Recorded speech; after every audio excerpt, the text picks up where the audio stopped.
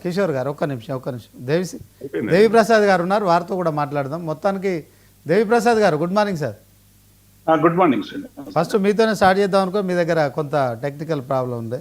So మొత్తానికి తెలంగాణ రాష్ట్ర వ్యాప్తంగా యూరియా కోసం మరి కావచ్చు, తర్వాత గ్రూప్ 1 ఇష్యూని తీసుకున్నారు మీరు. అదే సమయంలో 42% బీసీ రిజర్వేషన్ల అంశం విషయంలో కూడా మరి అసెంబ్లీలో మీరు వాళ్ళకు కాంగ్రెస్ ప్రభుత్వం ఏదైతే తీర్మానం చేసిందో దాన్ని కూడా సపోర్ట్ చేసారు. కానీ ఇవన్నీ కాదని మరొకసారి కూడా ఫార్ములా ఈకార్ రేస్ విషయంలో కేటీఆర్ అరెస్ట్ అనే వార్తలు వస్తున్నాయి. సో మొత్తానికి దీన్ని కేటీఆర్ లోటపీస్ కేసు అని కూడా కొట్టేయడం కావచ్చు. ఓవరాల్గా ఇప్పుడు మరి ఇదంతా డైవర్షన్ పాలిటిక్స్ అంటారా, ఏం చెప్తారు?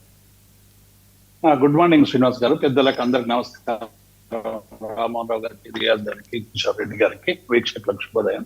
అంటే మీరు ముందు ప్రస్తావించారు కదా, ఈ రాష్ట్రంలో రైతులు ఒకవైపేమో యూరియా కోసం పడిగాపులు కాస్తా ఉన్నారు. మీరు అందరూ కూడా చూస్తూ ఉన్నారు. మొదట్లోనేమో ఇదేదో బీఆర్ఎస్ క్రియేట్ చేసింది, లైన్లు లేవు ఏం లేవు అని చెప్పినటువంటి వాళ్ళే ఇవాళ లైన్లు ఉన్నాయని ఒప్పుకునేటువంటి స్థాయికి వచ్చింది. అన్ని ప్రాంతాలలో కూడా యూరియా కోసం రైతులందరూ కూడా లైన్లు కట్టి రాత్రులు కూడా అక్కడే పట్టుకొని సర్ది తెచ్చుకొని ఎప్పుడు లారేస్తుందో ఎప్పుడు యూరియా తీసుకుపోదామో అనేటువంటి పద్ధతిలో ఒకవైపు రైతాంగం అంతా కూడా ఇవాళ గ్రామాల్లో రోడ్ల మీదకి వస్తున్నటువంటి పరిస్థితిని చాలా స్పష్టంగా కనబడతాం. రెండవది, విద్యార్థులకు సంబంధించినటువంటి అంశంలో మనం చూస్తా ఉన్నాం. గ్రూప్ 1 కావచ్చు, లేకుంటే నిరుద్యోగులకు సంబంధించినటువంటి జాబ్ క్యాలెండర్ విషయంలో కావచ్చు. గతం కాంగ్రెస్ పార్టీ ఇచ్చినటువంటి 2 లక్షల ఉద్యోగాలు ఇస్తామని చెప్పి ఇప్పటి వరకు వాళ్ళు చెప్పుకుంటున్నటువంటి 60,000లో కేవలం 10,000 ఉద్యోగాలు మాత్రం రియాజ్ గారికి కూడా తెలిసి రకరకాల ఏది ఇచ్చినా 60,000 ఉద్యోగాలకు సంబంధించి మిగతా అన్ని చేతులు దులుపుకునేటువంటి ప్రయత్నం చేస్తున్నారు. 22 నెలలు అయ్యింది, జాబ్ క్యాలెండర్ జాడలేదు, ఉద్యోగులకు సంబంధించినటువంటి జాడలేదు. 3 ఉద్యోగులకు సంబంధించినటువంటి అంశాలు వేరే ఉన్నాయి. అట్లాగే అనేక అంశాలు కూడా ఇవాళ 40% కామారెడ్డికి సంబంధించినటువంటి డిక్లరేషన్లు వాళ్ళు ఇచ్చినటువంటి 42% రిజర్వేషన్లకు సంబంధించినటువంటి విషయంలో ఇవాళ 20 నెలలు గడిచిపోయింది. ఈ జీవో తీయడానికి ఇంత తతంగం ఎందుకు? జంతర్ మంతర్ దగ్గర ధర్నా ఎందుకు? అందరినీ తీసుకుపోతామని చెప్పి శాసనసభలో చెప్పి ప్రతిపక్షాలతో సంబంధం లేకుండా కాంగ్రెస్ పార్టీ పోయి మేము మోడీతో చర్చించి ఒప్పించి మెడలు వంచి 42% సాధిస్తామని చెప్పినటువంటి కాంగ్రెస్ పార్టీ ఇప్పుడు దానికి సంబంధించినటువంటి అవన్నీ కూడా పక్కకు పెట్టి ఇవాళ ఒక జీవో ద్వారానే 42% రిజర్వేషన్లు ఇస్తామని చెప్తున్నటువంటి నేపథ్యంలో మరి ఈ ప్రయత్నాన్ని గతంలో ఎందుకు చేయలేదనేటువంటి అంశాన్ని కాంగ్రెస్ పార్టీ చెప్పలేకపోతావు. ఎందుకంటే మీ చేతుల్లో ఉన్నటువంటి అధికారం, ఎందుకంటే మీరు కమిషన్ వేసారు, దానిలో ఏమైనా లోపాలు ఉండని ఏమైనా ఉండని ఇలా 42% రావడం అనేటువంటిది తెలంగాణ సమాజం హర్షిస్తున్నది, అన్ని పార్టీలు హర్షిస్తున్నాయి. ఇక్కడ ఎవ్వరు కూడా ఏ పార్టీ కూడా ఇలా రిజర్వేషన్లు విషయంలో లోపట ఉన్నా ఇంకొకటి ఉన్నా బయట ఉన్నా ఇలా బీసీలకు సంబంధించినటువంటి రిజర్వేషన్లు కావాలని అందరం కూడా ఇలా ఫైట్ చేస్తున్నటువంటి నేపథ్యం.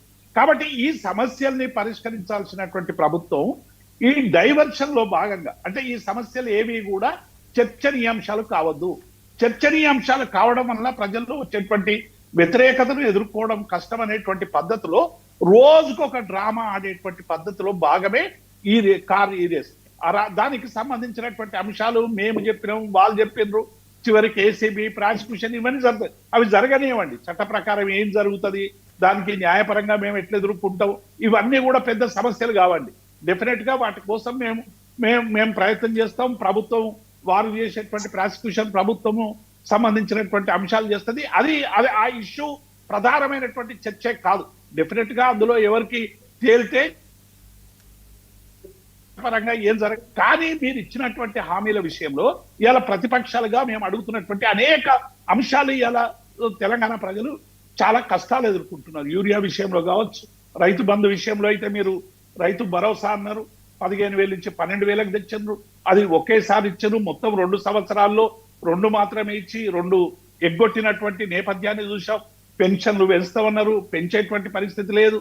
ఈ షాదీ ముబారక్, కళ్యాణ లక్ష్మికి సంబంధించి మీరు 1,00,000 ఇస్తారు, మా ప్రజాపాలనలో ఇంకొక తులం బంగారం కూడా వస్తుందని చెప్పారు, దానికి సంబంధించినటువంటి విషయం లేదు. ఇవన్నీ ఎట్లా చేస్తారని అడిగితే మేము ఇంతకుముందే పోరెడ్డి గారు చెప్పినట్టు చాలా మాకు ఆర్థిక పరమైనటువంటి ఎక్స్పర్ట్స్ ఉన్నారు. ఈ ఎక్స్పర్ట్స్ ఇటువంటి విషయాలను పరిష్కరించడం అనేది ఒక చిన్న అంశం తప్ప ఇదో పెద్ద సమస్య కాదని ఆ మేధావులకు సంబంధించినటువంటి ఆ, విషయాన్ని మన కళ్ళ ముందు ఉంచింది. పాపం మా తెలంగాణ ప్రజలందరం కూడా ఏదో డెఫినెట్ గా ఇప్పుడున్న ప్రభుత్వం కంటే ఎవరైనా ఏ సమాజమైనా ఇంతకంటే మెరుగైన సమాజం కావాలని కోరుకుంటారు. కాబట్టి మా పరిపాలన కంటే మెరుగైనటువంటి పరిపాలన కావాలని ప్రజలు కోరుకొని వాళ్ళకు ఓట్లు ఇస్తే ఇవాళ జరుగుతున్నది ఏంది శ్రీనివాస్ గారు? ఇలా మీరు ఈ కార్ రేస్ పెట్టుకోండి, ఇంకోటి పెట్టుకోండి, మొత్తం బీఆర్ఎస్ పార్టీని అంతా లోపటేయండి. కానీ ప్రజలకు ఇచ్చినటువంటి హామీల విషయంలో మీరు చేస్తున్నటువంటిది ఏది? ఇలా మీరు ప్రజలకు ఇచ్చిన హామీలన్నీ కూడా ఇలా ఉల్లంఘన అయిపోయినాయి. 42% రిజర్వేషన్ అనేది తూతూ మంత్రంగా తయారైంది. మీరు అందరం ఏకగ్రీవంగా మీకు అధికారం ఇచ్చడం 42% తెమ్మని, మీరు ఒంటరిగానే పోయి సాధిస్తామన్నారు. సాధించిన దాఖలాలు ఏం లేవు. చివరికి మళ్ళీ ఈ రోజు మేము జీవో ఇచ్చి సవరణ చేస్తాం అయిపోతుందని చెప్పి మళ్ళీ జీవో ఇవ్వడానికి ఈ తతంగం అంత ఎందుకు? ఇంతమంది ఇన్ని ధర్నాలు ఎందుకు? ఇన్ని మెడల్ బంచుడు ఎందుకు? కాబట్టి ఇప్పటికైనా శాశ్వత పరిష్కారం కావాలంటే డెఫినెట్ గా పార్లమెంటుకు సంబంధించినటువంటి షెడ్యూల్ 9 చేర్చాలి.